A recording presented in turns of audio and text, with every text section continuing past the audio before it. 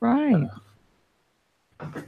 Welcome to the Zachrilege podcast, YouTube video interview program that features me talking to some of the best and brightest in the atheist / secular / awesome community.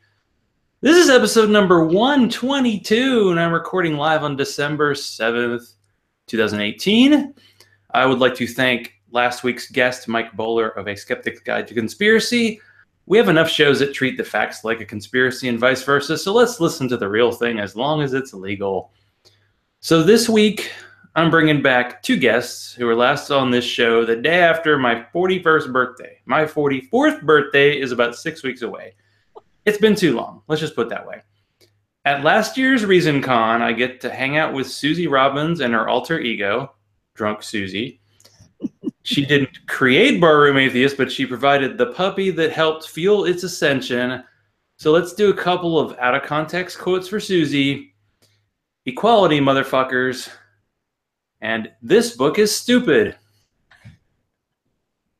So my other guest tonight was also on that episode, and get on with it, Zach. Bill Robbins created Barroom Atheist and its amazing transitions that still hold up today. Some of the best in the business.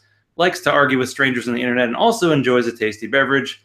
Let's give him a big round of applause by me, who's actually holding my iPhone and a beer right now, so sorry about that. Out of context quotes for Bill. It's longer than usual, and this isn't out of context, but atheism doesn't do anything for you if you're an asshole. So welcome back on the show, Bill and Susie. Well, thanks for having us back. Yeah, we couldn't get the camera on Susie. Yeah. It happens sometimes. Zach, I would like to point out something. It's 2017. Yes. Oh, you're right. I got ahead of myself, huh?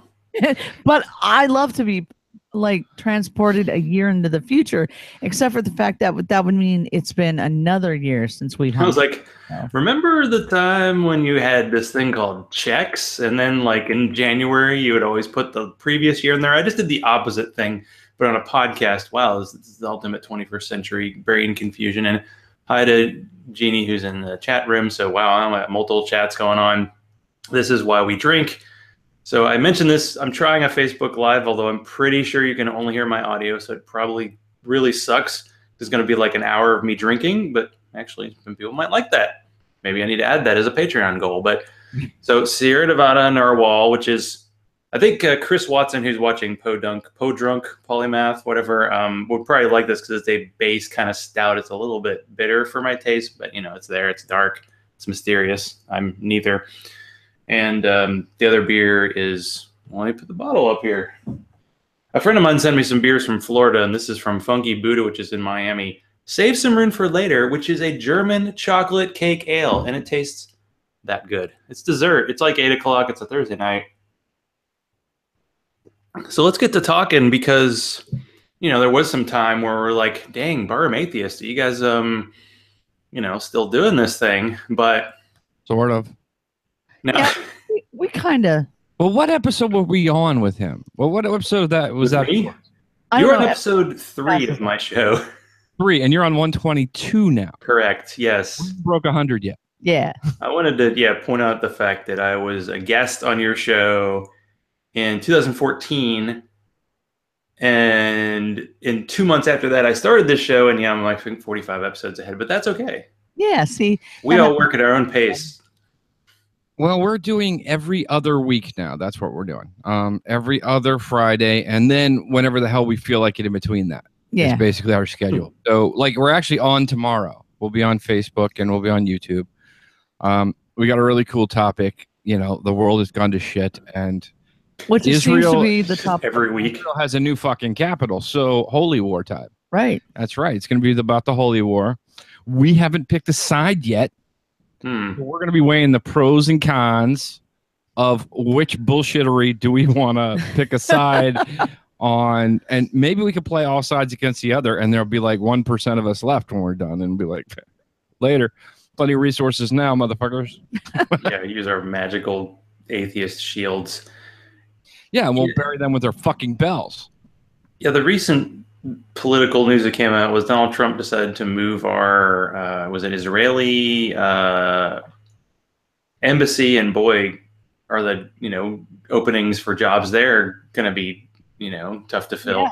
Everybody's going to run to get one. To Jerusalem instead of Tel Aviv. And I really think he's playing to the people who want to create like Armageddon and actually think it's a thing, or just think they can make money off it being a thing, which is, of course, something that you two talk about a lot. Well, I think it's both. I think he's playing to those people because those are his base, the Christian Dominionists. That's a sect of Christianity that does believe the end of the world needs to come about. And in fact, it has to start over there. So the capital of Israel has to be Jerusalem. That's part of their thing. But I think also it's because for some reason Republicans think Israel's the best thing since sliced bread. And we got to do everything we can to show we support them and to hell with everybody else in the region. It's really cost us on the international scene right now. People don't realize how big a deal. Oh, he's moving an embassy. Why is that a big deal? Because culturally, it's a big deal. Telling the Palestinians to go stick it.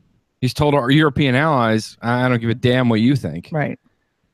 In fact, the foreign minister of Germany said, I don't think our relationship with the United States is going to be the same after this.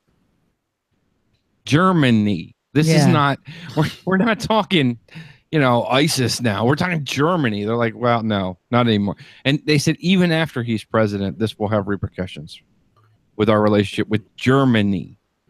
So there's levels of dumbass, and then there's Trump. That's all I got to say. Okay, so my take on his whole considering Jerusalem the capital now and coming out and saying that something totally different. And I posted on something that Noah said about this.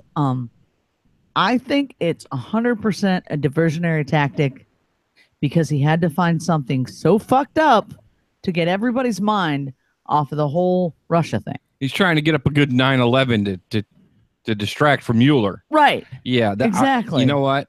That could be. I'm just and it could work. That's what scares the shit out of me. Right? It could work. I get nervous. I go through Union Station in Washington, D.C. every day. And since he did this, man, I have been super nervous walking through there. I mean, train stations, they're not real secure. Yeah, and they're pretty good targets. Yeah. Yeah, I've already heard that, what is it, like some 2.7 billion like less being spent on travel by foreign people to our country because they're just like, no, let's not go there. No shit's going to blow up. Let's not go there. So it's weird when other countries are putting out travel warnings, right, about us. Don't go there. They might be the target of. Yeah, it's happening. This is real. And I don't know, like if I did blow up at Union Station, who would you blame? Would you blame the Muslims who actually did the blowing up, or the Christians who insisted on moving that fucking embassy and declaring Jerusalem the capital of Israel? Can't really blame the Jews. They're just like, what? Okay, move. Can't really blame the Jews, man. Yeah, there's certain subjects that like the goalposts have been moved so far that to even have like a conversation is impossible. Like it's so hard to have a conversation with like a politician about military. Like, our military budget's too high. It's like, well, keeping the budget the same is like a cut to them. And then trying to have a sane conversation about anybody about, first of all, Israel and how right-wing it is, and then like anything negative about it, because for some reason, the whole Judeo-Christian thing, it's like the Bible is just, fan fiction for the Torah, and so is the Quran, but it's taken seriously. It's like Twilight. I forget, is Twilight the fan fiction? Anyway, I don't want to go there again. I think Twilight was fan fiction. Oh, anyway. Gosh, okay, so real life is fun, of course. But I want to, get caught up. We talked about it a little bit. I thought I'd say this, but I prefer Twilight. Right? As opposed to... And I never thought those words would come out of my mouth. Because Twilight is just crap. But... No, I don't know. It's crap. Every time that we live in. And we got election 11 months. Start gearing up now. That's all I got to say. I'm just wondering if I'm going to, have a job tomorrow. Oh, they're extending the government for 2 weeks. Oh, are they not? I didn't hear that yet. Passing a budget? No, they're working on a 2-week extension. It's just go pay period to pay period. Nice. I don't know. There's this whole thing with like you want the Republican government to fail, and it's doing a pretty good job at it. Although I think they passed the tax bill, I'm still not sure how all that works. Well, I could tell you, they passed it in the House, they passed it in the Senate, but they passed two different versions. Now they have to have a joint committee go over and hammer out all their differences in the two versions, and then they have to vote again on the same version. Then they can send it to the president. So it really still is a race to make it happen by Christmas. People are still protesting it. People are still pushing back against it. I don't know if it'll work because some of the lawmakers have read it now. And they're like, whoa, wait a minute now. What did I just vote for? Because there's 14 Republican congressmen in California that are feeling a little nervous now because they just realized that their middle and upper middle class taxpayers in California in their districts, their taxes are going to go up by a lot. I mean, we're not talking by a little. They're going to go because California has those high state taxes. So their taxes are going to jump 10 to 15% of their income under this bill. So there's still a possibility it could swing. It could not happen. I wouldn't count on it because these days partisanship knows no ends, but it could not happen. I've been following. I work in DC. I follow this stuff really close. Apparently. Well, I'm going to tell the people who are on Facebook to probably go to YouTube or to just listen to this show later on iTunes because apparently there's only one side of audio. And I'm sure there's a way to figure it out, but I'm not going to do it in the middle of a show. I'm going to hit the finish button there, and then I'm not actually, and I hope it doesn't start playing the video, but that's what Facebook does, so never mind. All right, we'll just leave it there. Okay, so anyway, so back to Bar Atheism news. You kind of talked about it, but so let's just go way back. Why not? I was saying, in my notes, I'm like, hey, just go watch episode 3 if you want to know how the show started. Well, fuck it. You're here now, right? So why don't you listen to the story? So how can you go back to the semi-Wayback Machine and what made you decide? Because when you started the show, there weren't that many atheist podcasts. I don't even know if there were that many podcasts in general. Right. But you said, I'm doing this thing, and I'm bringing my puppy with me to kick. Well, we started in tandem with a bunch of other folks kind of started at the same time. Of course, they weren't nearly as successful as us. I mean, some people might have heard of the Scathing Atheists. Yeah.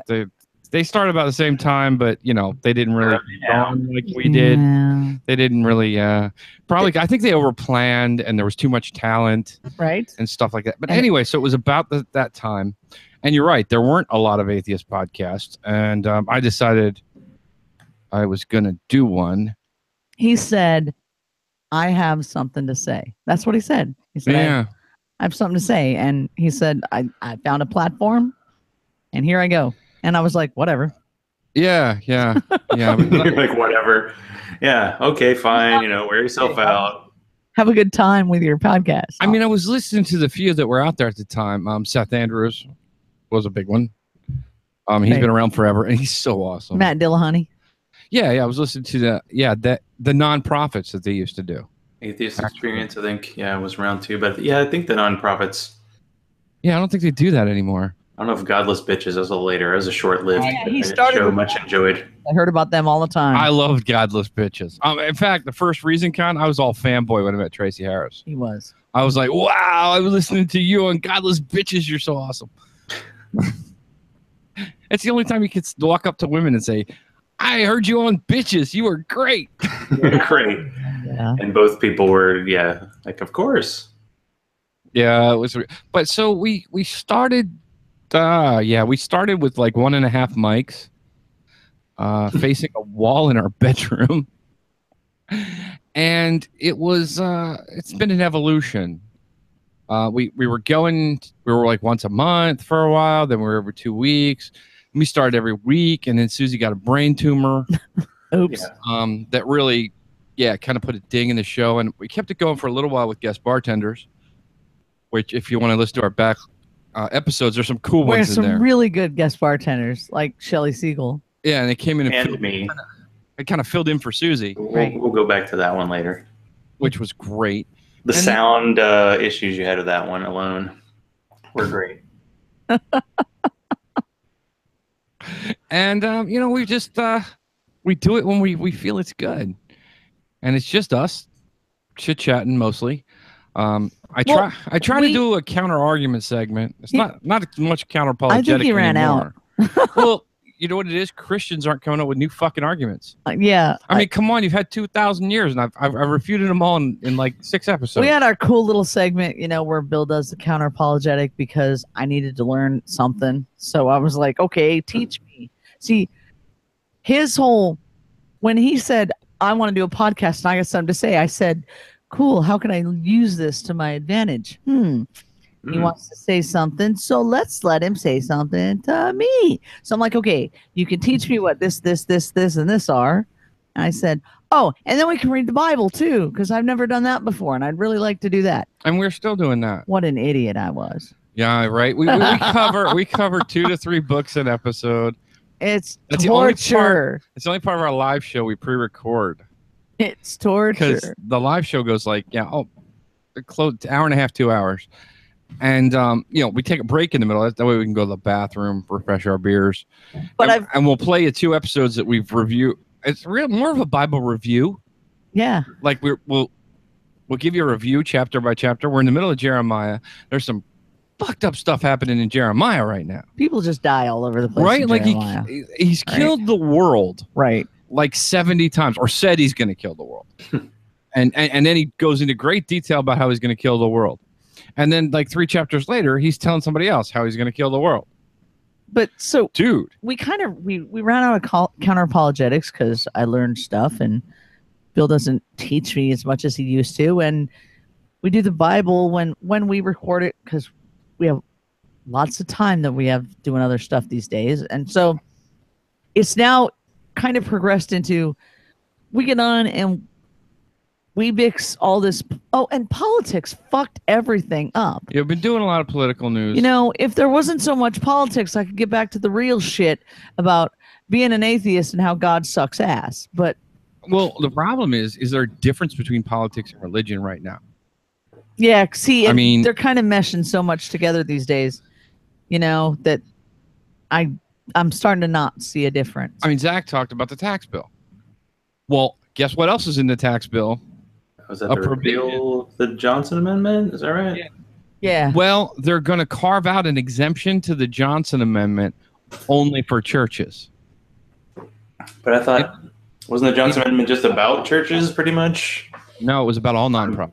Guessing you know more about this. Yeah, there's a difference between regular nonprofits who actually have to like report their income and stuff, and then churches who, I don't even know if they have rules about that. But they weren't allowed to proselytize in a way that like they supported candidates, although they do it all the time. And now they can do it. It never has been enforced. But if the government's saying it's not being enforced anymore, I'm guessing it's going to be boosted a little bit. And didn't you mention something about people could donate money to churches for political purposes and like write it off as tax, like a tax break?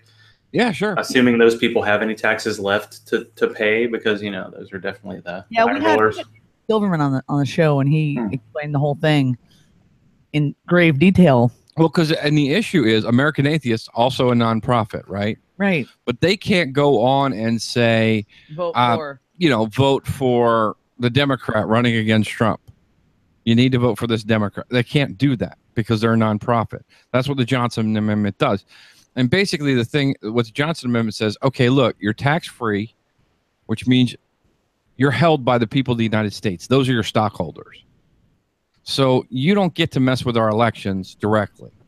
You can talk about issues, you can educate, you can do all that, but you can't directly get involved in our elections because we have rules. We have finance rules. We have rules. And we had rules. Well, we still do. Yeah. It's just they don't apply if you love Jesus. Right. That's really what's happening in our country right now. The rules don't apply if you love Jesus. Isn't there a way, I don't know, that we can just lie and pretend we love Jesus and get things to go in our favor? Not really. Because, I mean, look at it this way. What happened today? Al Franken resigned. Right? Democrat in the Senate. Because that's fucked up, too. Because they're like, oh, a Democrat did sexually assaulted and sexually harassed somebody. And he steps up and he says, oh, okay, I'll resign then. Well, no, they forced him out. The Democrats forced him out. How come they can't force out the Republican motherfuckers? Because seems to only work one way these days. Because Yeah, it doesn't. definitely. This is definitely a chugging a beer segment. So, right? I know. It's like Thursday. I got to go to work tomorrow, and I'm chugging beers. Not me. Because you're in the right attitude. Yeah, I mean the talk. I mean, I don't know if you listen to like Serious Inquiries Only, but there was one episode where they're like, "Oh, there's one thing on Al Franken. We can probably let it pass. Happened a long time ago. He apologized. The victim basically said, okay, he should stay in office." And then like 3 days later, there are a bunch of other ones. Yep. So I think it should be universal. I mean, you make points where it's like, well, the way that the Christians and the Republicans are cheating, I don't want my side to cheat like that. We are kind of in a one-sided world right now. I mean, think about basically what everybody said like Obama did for 8 years. Trump's doing worse and getting away with it. Yep. Yeah.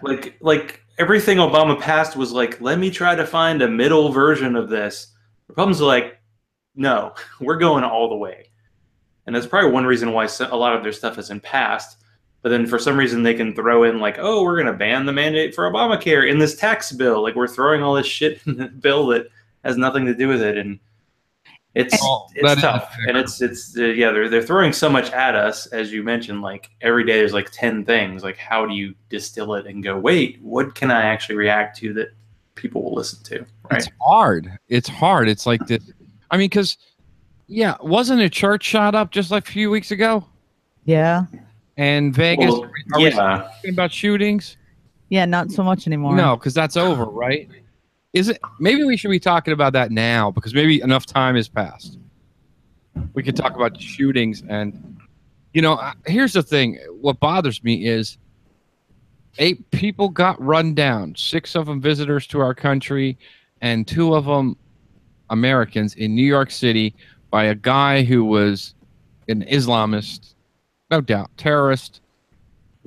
And Trump screaming death penalty, and they're talking about making restrictions on renting Ryder trucks or like rental trucks because I think that was from Home Depot. Right. Yeah, make it harder for people to rent trucks because those trucks are damn dangerous. Now, 26 people got shot in a church in Texas, and 58 people got shot in Las Vegas.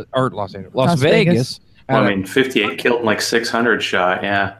Right, 600 it's shot. like a new gun law they're trying to pass that like basically lets seems like criminals carry. It's like it's going the other way. Like it's not more gun control. Our president's reaction is just like shrug his shoulders and go, mental health, what can you do?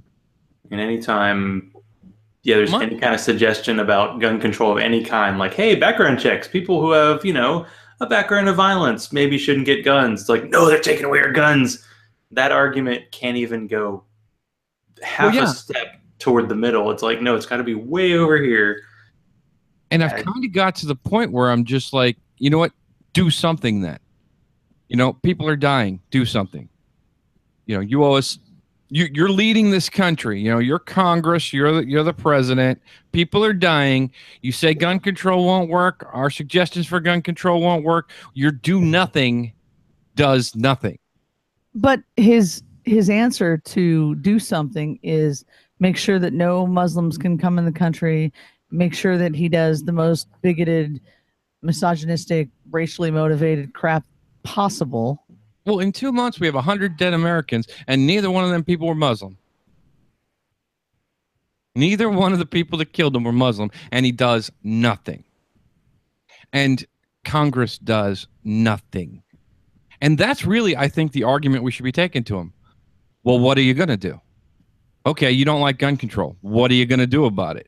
Exactly. It's the old cliche. Okay, stop downing on my problem. Like, okay, give me a better suggestion. But, fix it. Well, the answer is you're in charge. What are you doing? You're worried about these 8 people that died in New York instead of the 100 Americans that died elsewhere. Why? Because one fits your political agenda and one doesn't? Where are you on this? So Well, Bill, you what's your military background? That's so funny that you asked. Funny you should ask. Today is my anniversary. Because somebody in my chat room asked about it. On December 7th. So you're still serving, or what's that? No. You see this hair? No, you hippie freak, stop doing that. Yeah. Okay. 29 years ago today, I enlisted in the United States Air Force. I retired 8.5 years ago. So you did 20 some. What did you? 20 plus. Where'd you serve? Smidge. Oh, everywhere. South Carolina, Hawaii, California, South Carolina again, Turkey, New Jersey. Deployed to Iraq, Saudi, Kyrgyzstan, undisclosed location. So all over the place, really. And Suzy, you involved with the military as well? I did 4.5 years, almost 5 years in the Air Force. That's how Bill and I met. We were both stationed in Hawaii. Wow. So, yeah. We're Bill put the moves on, huh? Yeah, we're vets. We're vets. You know the secret handshake, right? Right. Yeah, there is one. You didn't know? Well, what are your thoughts? And it's been like a minute since you mentioned that, and I haven't said thank you for your service, so I probably should be shot. No, really, you don't have what to. What are your thoughts on people like overcompensating toward military people? And of course, the shooter in Texas was Air Force, I believe, and he had like a history of domestic violence that somehow didn't make it into the system and kept him from being banned from buying guns, I believe. I don't even know how that works. Yes and no, it might have. It's a it wasn't a systemic problem because that should have been entered in. The procedure was to enter it in. That was human error, unfortunately, is what they found. Someone didn't enter it in when they should have. But procedure would have been, he was court-martialed, so he would have been. Think about the military and guns and domestic violence is, though. There is no such thing as a misdemeanor for domestic violence in the military. They have a thing called non-judicial punishment, which is not reported. Oh. Oh gosh, I can't remember the name of the amendment that would have not allowed him to buy a gun. If you have a domestic violence conviction on your record, you can't buy a gun. You can't have a gun, which means that any command, if they were to do that, I know Congress is pushing to do that for military members to report non-judicial punishments for domestic violence. Problem is that's instantly kicking them out of the military. They're gone. Like, because you can't carry a gun. And you can't be in the military if you can't carry a gun. So there's a lot of sticking points on that. But, you know, that guy, yeah, he was, he had some issues. But, you know, a lot of people put it down to mental illness. I'm not buying it. You don't plan an attack like that simply because you're mentally ill. I mean, he drove an hour.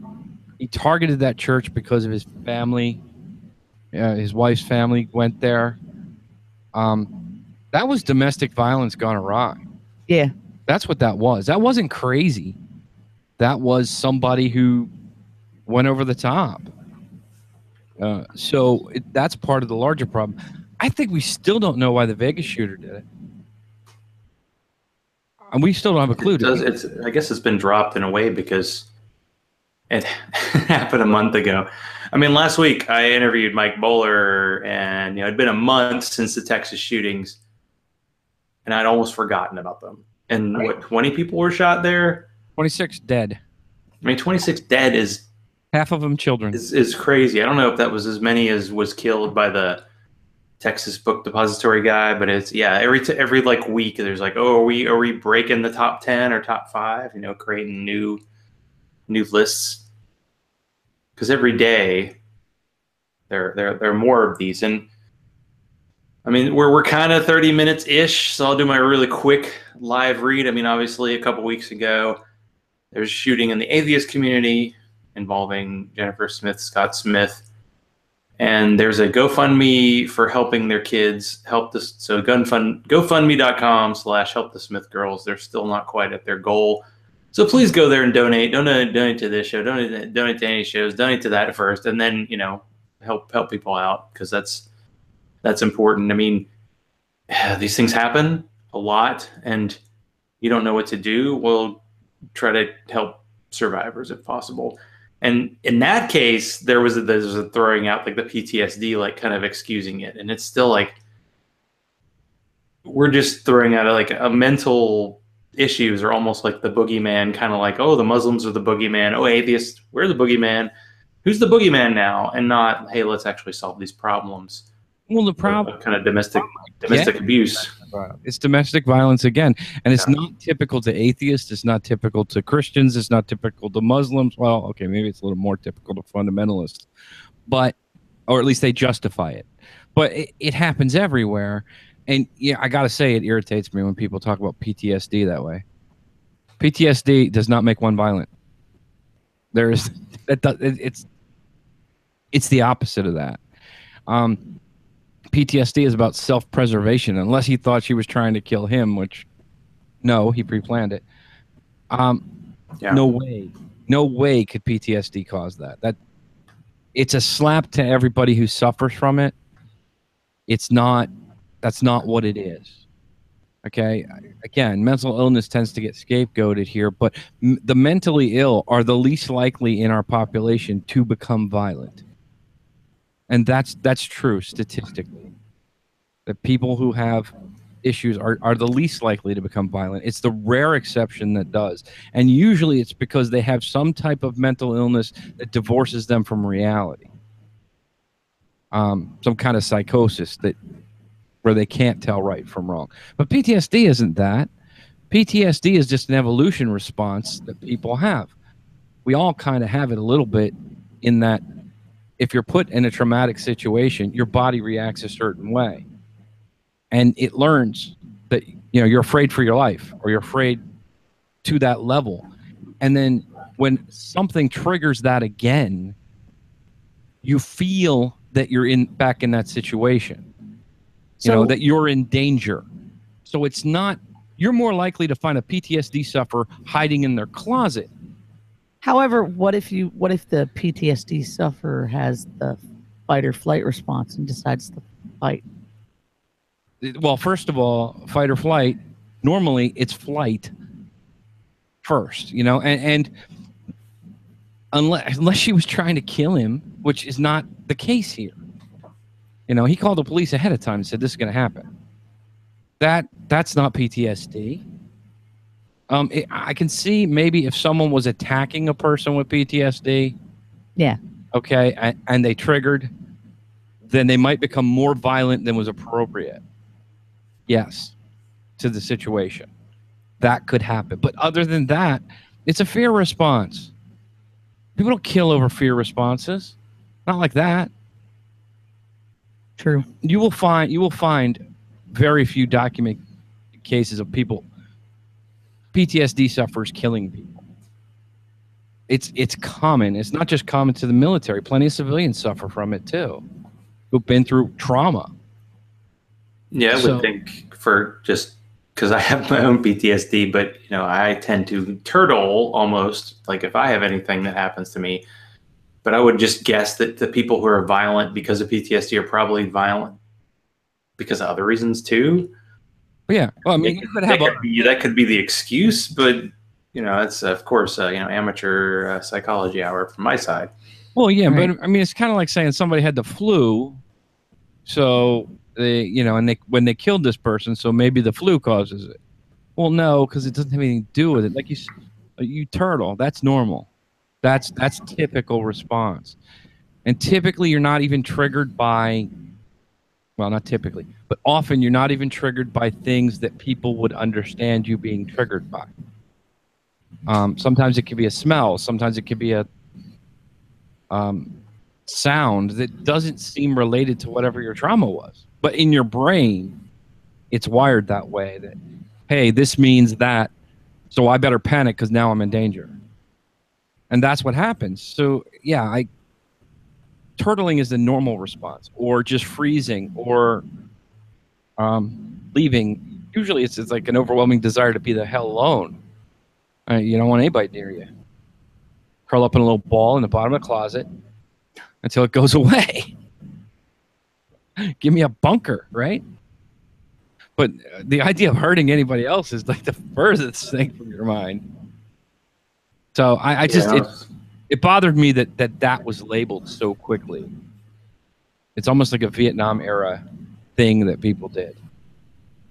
You know, the crazy Vietnam vet and they got a lot of crap when they came back for their PTSD. And you better be worried about him because he could snap at any moment. No, we don't snap. It's rare. Well, speaking of a trauma, Susie, how's your health now? Because you had the tumor, and how are you doing now? Well, it's in January. It'll be what, 4 years? In January, it'll be 4 years since I had that surgery, and I still have trouble with some stuff. And I skipped a couple MRIs I probably shouldn't have done. I just went recently for an MRI because I was having issues with vertigo again, which is, yeah, that was like way back in the day. That was like one of my first symptoms, and I didn't even know it was a symptom. And then I started losing my hearing, and then I was like, oh, okay, well, then I figured out what it was. Well, now it's been all this time, and I'm supposed to go every January and get an MRI, and I skipped a January or two. So I went for an MRI the other day because I have some vertigo again, but I don't take medicines anymore really for it. Nope. And I'm pretty much, I would say 95% me. There is some numbness in that side of your face, though. Yeah, and there's like when I slap her on the right side, she reacts a lot more strongly than when I slap on the left side. I don't know if that's a thing that we should be concerned about. Well, you gotta hit the side that you can feel. Like I have my own numbness due to back surgery 16 years ago. So back side of my left, you can do whatever you want. I can't feel it. So there you go. You got to go where it's felt, or maybe, you go where it doesn't leave a mark or whatever. Yeah, we're going down a dark path here. We should not continue down the dark. And when you're with the bar room, you go down the dark path. Down the dark paths, because Bill does it. It's because humor is how I deal with darkness. Yeah. If you laugh at something, then it's not as scary. But I have cool little things going on. Like if I tap on one side of my head, I can like hear it like it's weird. And then I tap on the other side, it sounds like hollow. And I'm like, where's my brain? Is it in there? Where's my brain? Because it's a feeling I have a lot too. So it's okay. Sounds like there's nothing in there. So on the next episode of Barroom Atheist, the search for Susie's brain. We actually like do make the sound. Wait, is that the knock on wood thing? Yeah, you do that too. I can do that. Well, yeah, she's got like mesh in there. She's got like Teflon and titanium. Titanium, that's it. Ooh. Teflon, that'd be non-stick. Non-stick. I could fry an egg on your head. If it was Teflon, that'd be awesome. I have titanium mesh in my head. Right, so you can actually build a space shuttle out of your head. Well, if you had more. Yeah, I need more mesh than just what I have in my head. But you have titanium, which is awesome. I do. It's probably expensive too. I would guess. Good thing you had health insurance. Right? And 13 million of our friends are going to have it soon. Yeah. That's too bad. Yeah. Well, then we won't have to have so many friends. Right? Yeah. But hey, I'm sure the Republicans know what they're doing. They have an idea. I would assume. So, Bill, after like 4 years of podcasting, why do you still enjoy arguing with Bobby? Okay, me and Bobby C. Me and Bobby C go back to ReasonCon 1. He ran up and introduced himself to me like some giddy little schoolboy. He really did. He was that. I made you, Bobby. I made you. He's like, you're Bill Robbins? Wow. And I'm like, dude, relax. And he immediately did. To his credit, he was like, yeah, okay. All right, you're just a regular guy. Right. And Bobby and I argue like that all the time. You know, you guys get the all the recorded time. 1% of that. Right. But Bobby and I just enjoy the debate. It drives me and Ashley crazy because we had them in a car for 3 hours going to New York just for a fun day. And they were just arguing. Going at it. That was not the fun part. Dude, shut up. And Bobby pulled the car over one time. It was great. And the girls were just mad. Yeah, because they fight they have differences of opinions and like they're real issues that they really differ in opinion on. Well, you do. Not always. Sometimes. Oh, come on. The whole statistical thing. I don't even want to get into. Sometimes Bobby or I will take a different opinion just to get the argument going. No, he'll confirm it. With the whole statistical thing, that was... He agreed with me. He was just pulling my chain. He was not, because it was... Which one was that? Oh, that was in the car in New York. No, that was when they came to visit just this last time. Yeah, we were going to New York. Yeah, that's when we had that argument. Anyway, but it was... Which argument that is? It was about a percentage of the population... It didn't make a podcast. And how you look at likelihood of events. In other words... A black person is 2.5 times more like a black man is 2.5 times more likely than you or I, Zach, to be shot by police and killed unarmed. That's a fact. That's a statistical fact. And and it was over shooters. He was saying shooters tend to be white. Mass shooters. Serial killers. I know, both. I remember the series. See, this argument did come up. I think it was the last episode because I listened to that. Yeah. Well, they don't. There's probably a short version of that argument, but you did talk about it. Trust me, it was definitely a shorter. Shorter, yeah. Because what I was saying is you have to adjust for population size. So say okay, yes, Zach. More white men shoot people because there are more white men in America. It's basically we shoot them according to our percentage of the population. We're not overrepresented. We're not underrepresented, I guess is the point. Yeah, I think it was an anti-Black Lives Matter argument that you probably made. Like people were saying, yes, more white people have been shot by police. Well, that is true, but it's not by population.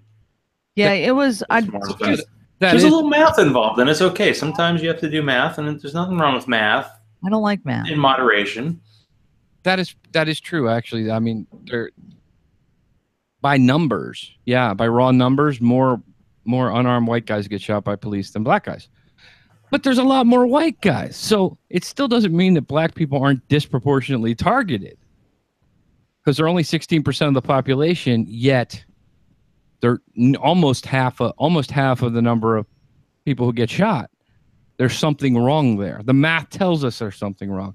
And my point was, you got to be honest about the math all the time, because it goes to credibility when you make an argument like that. And Bobby was screwing with me basically because he wanted the argument, and he does that, and I do that to him, and it's our fun thing, and the girls don't think it's fun. Yeah, it's so it's like arguing Bill your version of drunk Susie, or is that not quite? No, there's no version. No, well, Bobby and I are straight guys, and we're really close. So the little arguments are our version of sex. We don't have sex because we're straight and we don't want to, but that's our bonding and our intimate moment. I don't know if the don't want to is totally true, but hey, I'll take you for a word for it. That's a good way to put it. There's love. Come on. But honestly, Bobby expressed an argument. I understand. I call him my brother, and I argue with him like my brother. Yeah, that's it. We bicker like siblings. Yeah. Now, one thing that I got from listening to your show was like almost a nostalgia to the good old days when like the Christian, commentators were just like funny and not actually like making policy for our country. But just one question about that. So how many more times will Brian Fisher prove that prayer doesn't work before he gives up? Oh, I don't know. Probably quite a few because he's not that old. I don't think Pat Robertson's going to do it many more times. Have you seen Pat? He's looking rough. I know. Oh, I think we're going to lose. But you know what's funny? One of the sites I like to go to get my stuff is Right Wing Watch. They're great. Check them out. Donate to them. Support them. But their level of what they put on there has gotten much crazier over the last year and a half, because the stuff that they used to put on there as crazy is now mainstream. Right. You can see that shit on CNN. That's what I was talking about when you're talking about a nostalgia for it. Yeah, it's what we used to think of as crazy is coming out of the president's mouth. Yeah. Is coming out of the Steve Bannon's mouth. Is coming out of Congress. It's the Johnson Amendment being repealed. It's they just had a case in front of the Supreme Court the other day. Do you have to bake cakes for gay people? That's just I don't know how they're the going fact that that's a case. I don't know how it's going to be decided now, to be honest with you. I guess the court mix is the same as it was for Obergefell, but because we replaced Scalia with Gore. Yeah, replaced the conservative, and damn the way they stole that damn Supreme Court seat. Yes, they did. There's so many old, like Ruth Bader Ginsburg. I mean, I'll donate some blood to her or something. Just like, stick around. You got to make it. We need you. We might need you longer than you think. Yeah, you can't quit anymore. Yeah, I would donate my body to her. Really, you can take my brain out and just put hers in, and she can go on because she's more important than I am. Yep. Just keep that lady's brain happening. Yeah. Have you read her book? Yeah, I believe my wife got that one. It's fantastic. I have it on audio. It's called In Her Own Words, or In My Own Words. I love the way she thinks. And it's going to be, and they're going to replace her with somebody horrible. Mm-hmm. Just horrible. I hate to say this, but I said it before not this past November, but the one before that election. And I argued with it with people who said they were going to vote for Jill Stein. We are not going to fully recover from this in my lifetime. I'm 47. I'm going to be dead before progressiveness gets back what it is losing in these 4 years alone. Sorry to say it, folks. But yeah, I think one way to just display that situation is that there was an election for state Senate in Georgia and it went Democrat, and that meant that the Republicans didn't have a supermajority anymore. Yeah. And that was a big win.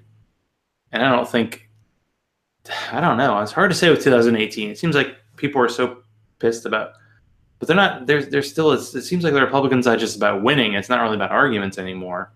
Well, do you ever think, Bill, because you used to do kind of arguments with Christian apologetics, and I remember listening to that kind of extended one you did with the guy who was like, yeah, let's talk. Do you ever think of doing that now with people kind of alt-right, kind of Ben Shapiro kind of arguments, because those are being taken seriously and there doesn't seem to be a lot of substance there, kind of like Christian apologetics? I would love to talk to those people. If anyone want to come on the show, they are so welcome to come into the bar room, and I will teach them where shit is at. In fact, let me put it out on your show. Open invitation.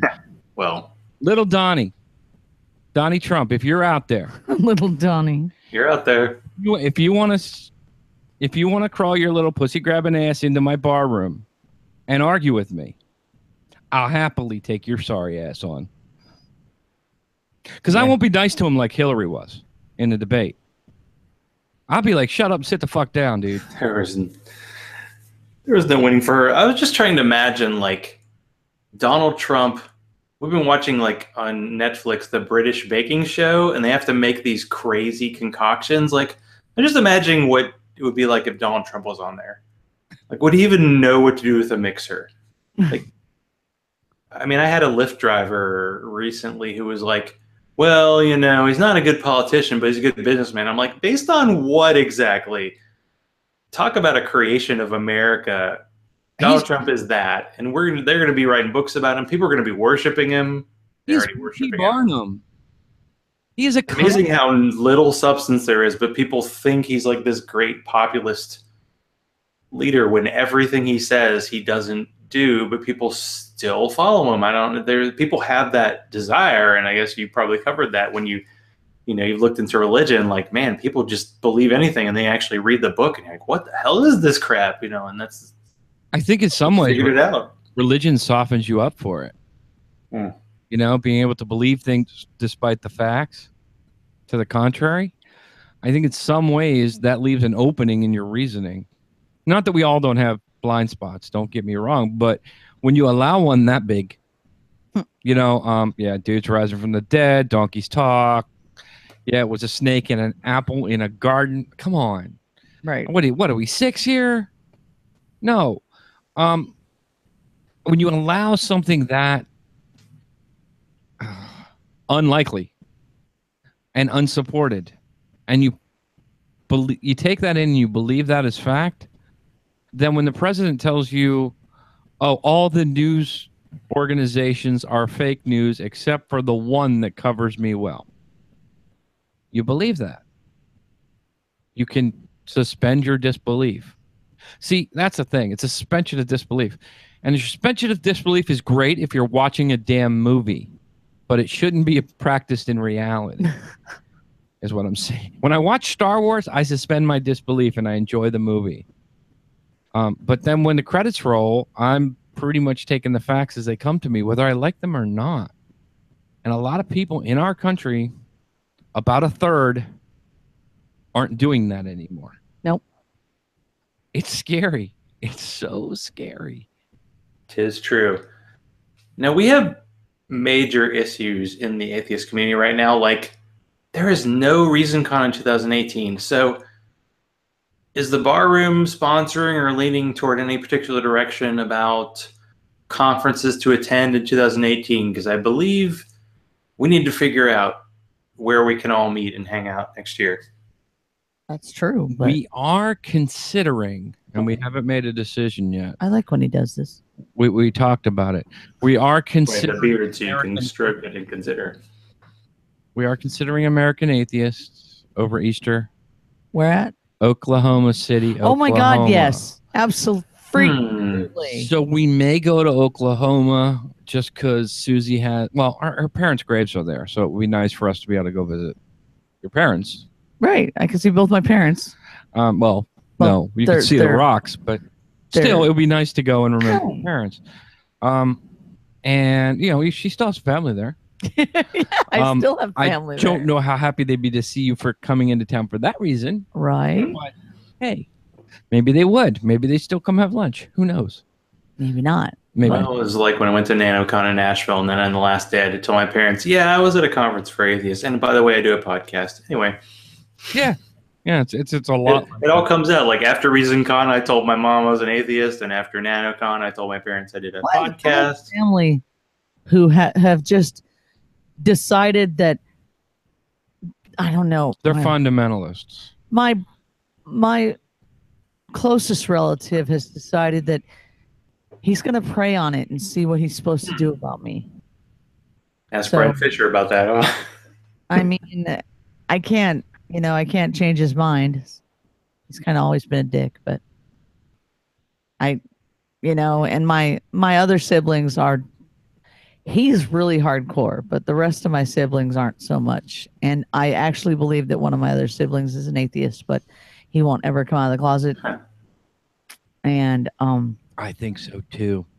Do you? There's two things in favor of Oklahoma. First of all, Seth Andrews lives there, so he'll probably be there. And second of all, Prairie Brewing is there, one of the best brewers in the country. So we got to go there. So that'd be nice.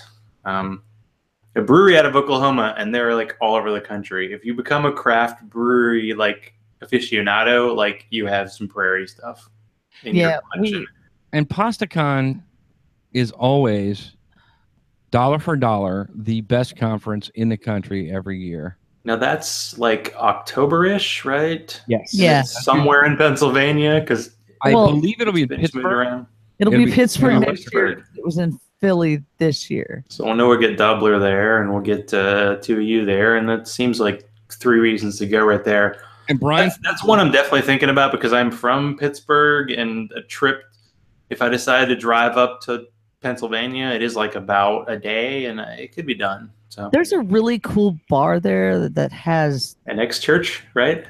No. We went to that one too. Yes, we went to that one too. Actually, but this one is like there's a lot of cool bars in every city, but yeah, Pittsburgh, I tell you, definitely, I'm with you there. It's got a gazillion ciders, and I was really into cider, and we went there, and I drank like, I don't know, grape cider and cherry cider. I drank all kinds. We had of a tour guide last time.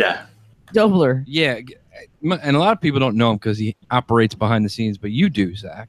He was on my show, yeah. After you two, Dobler is the man. If you're ever at a conference anywhere and Jim Dobler is going somewhere, you want to go with Jim. He's unassuming. Yeah, he told me where to go to drink beer at ReasonCon because Hickory, North Carolina actually has some good beer choices. Yeah. There actually was a beer, I think, festival the same time as ReasonCon. He was trying to figure out how to go, and we just couldn't do it.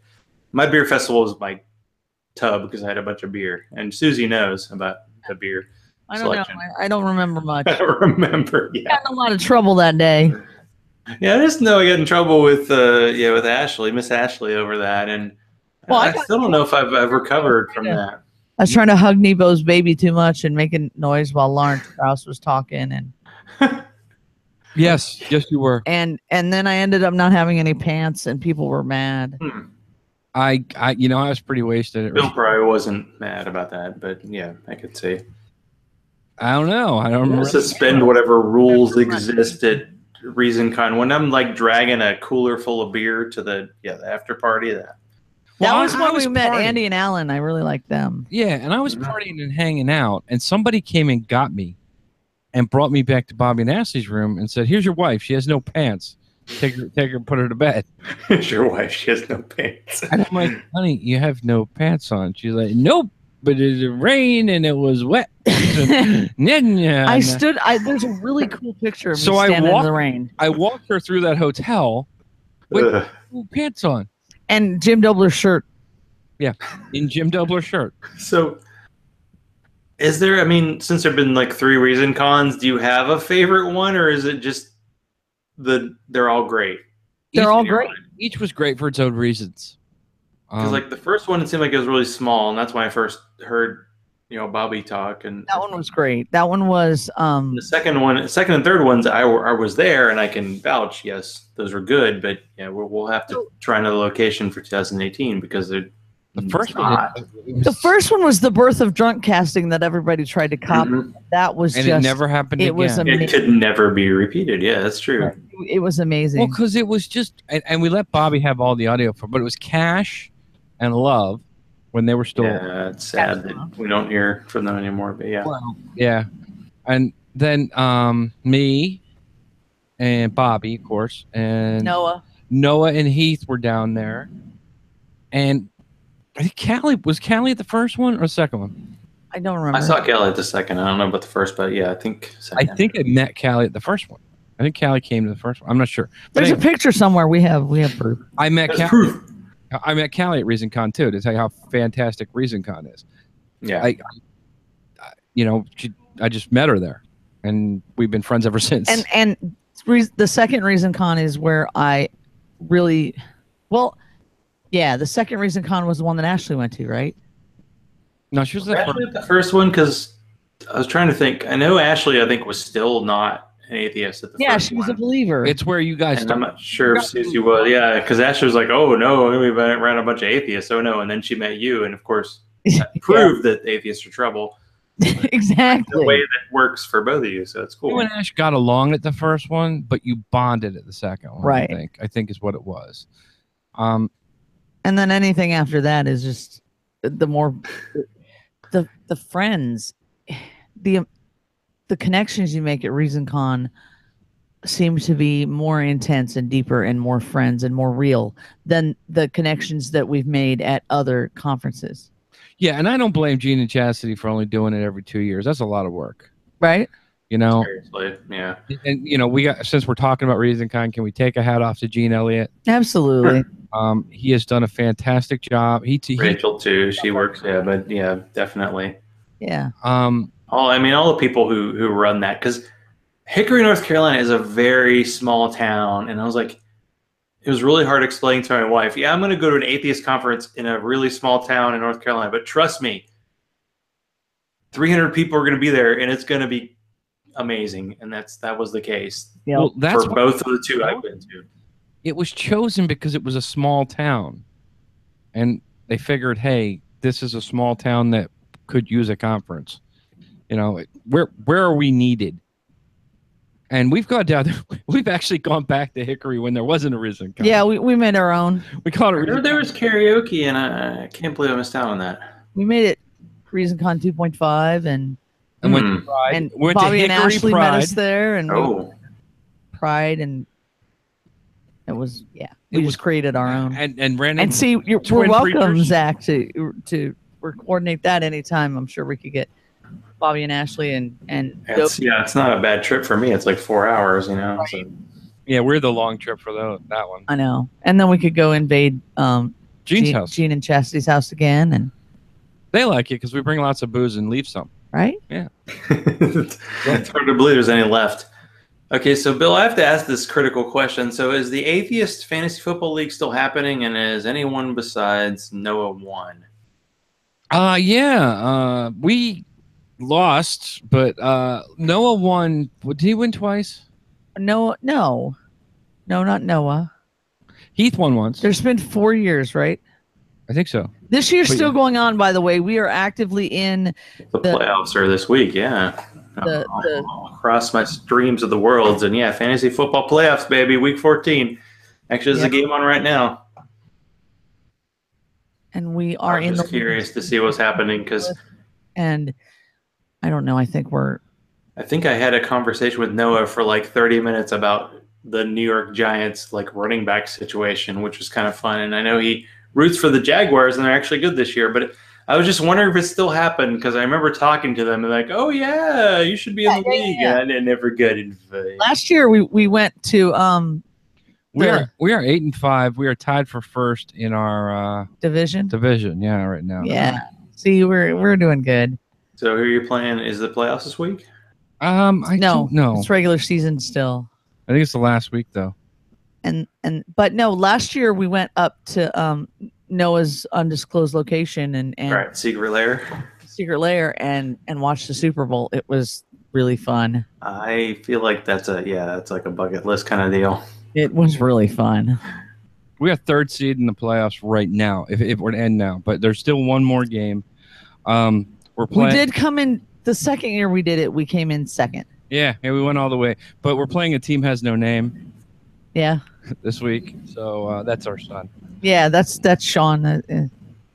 So yeah, we're hoping we kicked his butt last time. But actually, we've been paying a lot of attention to regular football.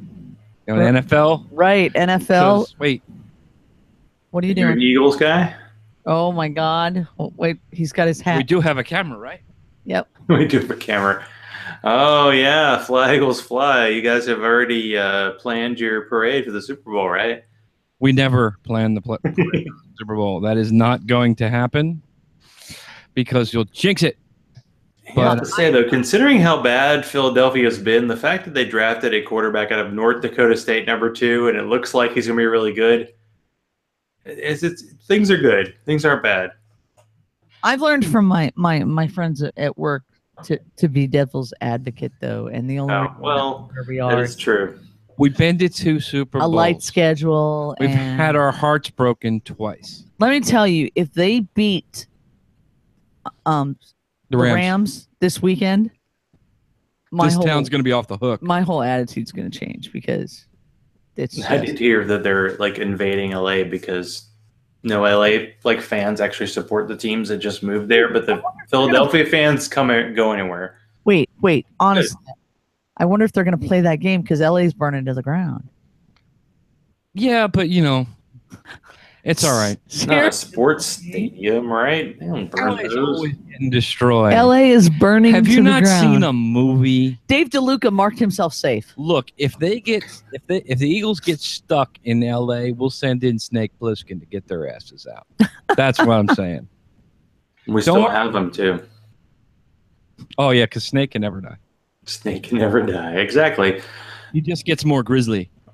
Well, damn, we of course it's never a problem, but yeah, we've already zoomed past the hour point. So, okay, Barroom Atheist, you got anything else you wanna talk about? And of course, let everybody know where they can find your fine show. Apparently, tomorrow night you're doing it.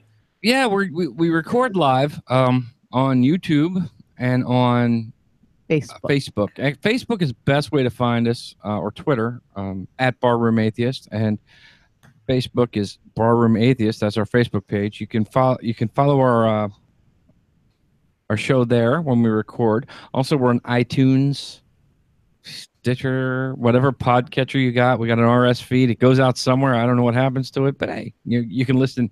Most people listen afterwards, but some people like to tune in. Suzy actually monitors the chat when we do that, and sometimes we'll respond if you're funny. Sometimes if you're not. Sometimes we just do. But yeah, so we'll be on tomorrow night, covering some news. Whatever.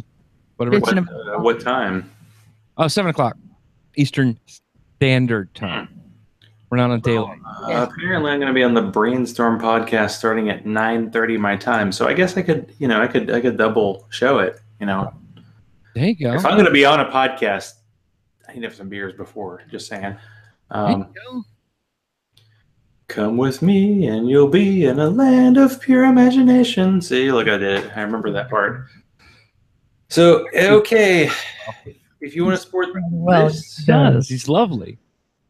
It's lovely. We Yeah, have just to wait. karaoke time together. We haven't karaoke yet. So if you want to support this show, like Bobby, Hugh, Teody, Marissa, and go to patreon.com/Zachrilege, and hopefully they'll figure out their deal about Patreon and stuff.